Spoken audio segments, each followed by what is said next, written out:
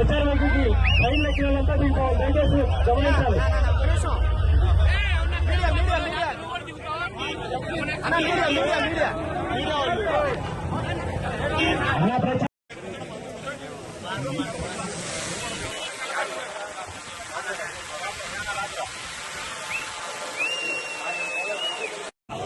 మండల కాపులు ఉపాధ్యక్షుడు చేతిని అలంకరించవలసిందిగా కోరుతా ఉన్నాం. మాజీ సర్పంచ్ మాదిపాడు.